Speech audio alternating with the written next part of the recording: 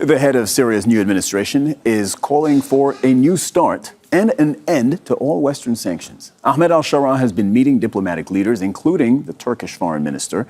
He says he's focusing on a peaceful transition after taking power following the fall of the Assad government.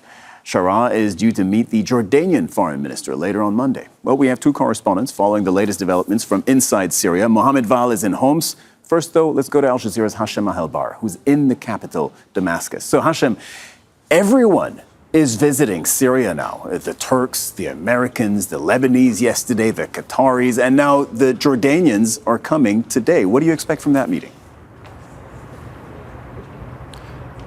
So really, that meeting is going to happen later in the afternoon, but it's quite significant development. Last few days, the international community was trying to cautiously meander its way here in Damascus, testing the waters and seeing whether this new administration is willing to build bridges with the international community.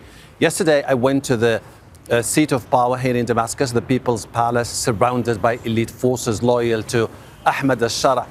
That meeting with Hakan Fidan, Turkey's Minister of Foreign Affairs, was a significant boost for al-Sharaa's status as the de facto leader of Syria.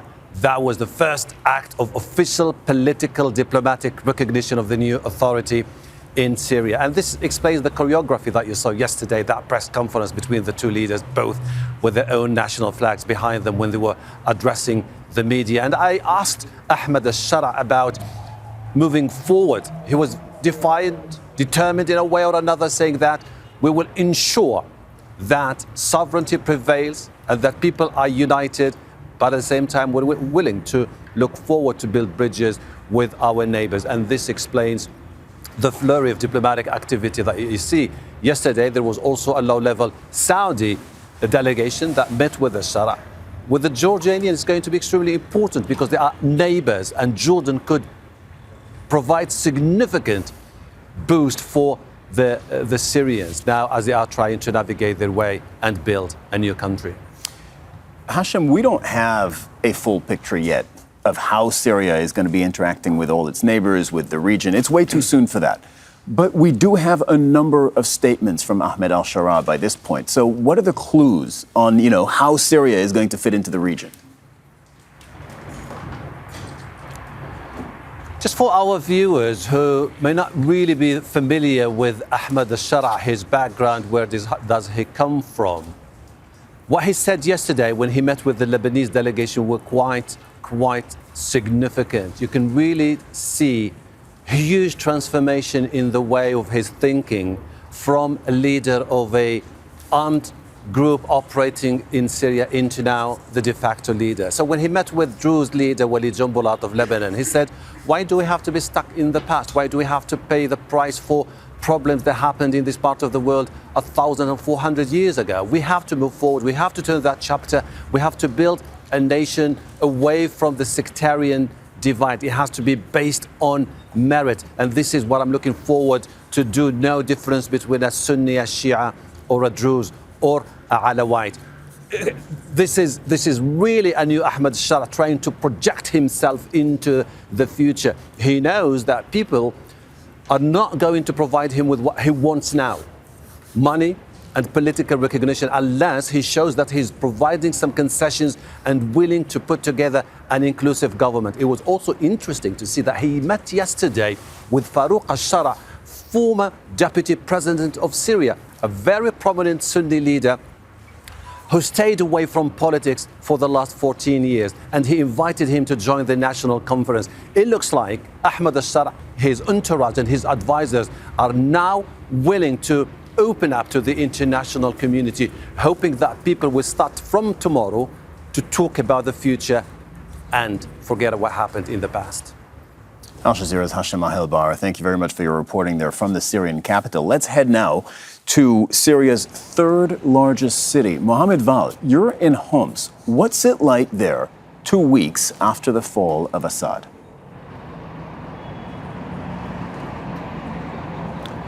Well, Cyril, it looks like a normal city. It's a functioning city.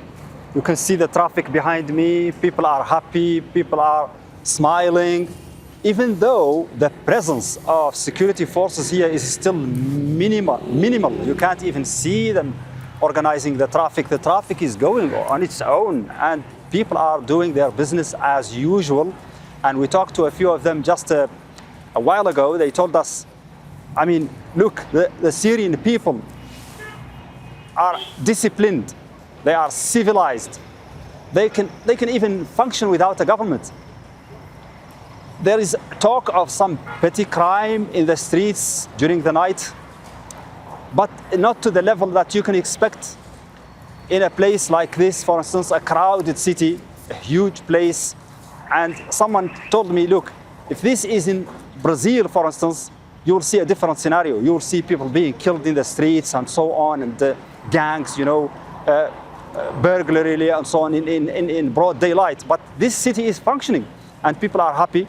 Yes, there are many who are still traumatized here because of what happened, because this is the first city in Syria that has witnessed mass killing of protesters just on this square behind me. And people know that, they talk about it. So there is a high symbolism for Homs, and people here haven't forgotten that. And also many residents of this city are still abroad, they are still exiled. Destruction is visible in the old part of the city, and families are talking about the missing ones, their loved ones who are still missing, those who have died, and lots of stories that are still being told. So there is a mixture of joy for what happened, and high hopes and inspiration about what happened, and a lot of things being expected from the new government. Particularly, this is an economic city. This is called the lung of Syria, the economic lung of Syria. It has lots of industries. Those industries are barely functioning, and also, even if they are functioning, there is no exportation. So this is a place that symbolizes the heart of Syria, and people here have this mixture, as I said, of joy on the one hand for what happened, for the change and the hopes, the aspirations, and also the pain that is still lingering in many families here who have seen their homes destroyed and who have lost loved ones, and they want justice for that, and they want to see a new Syria where that scenario that happened here cannot be repeated again. And Mohammed Vall reporting from Homs, Syria's third largest city. Thank you very much, Mohammed. Make sure to subscribe to our channel to get the latest news from Al Jazeera.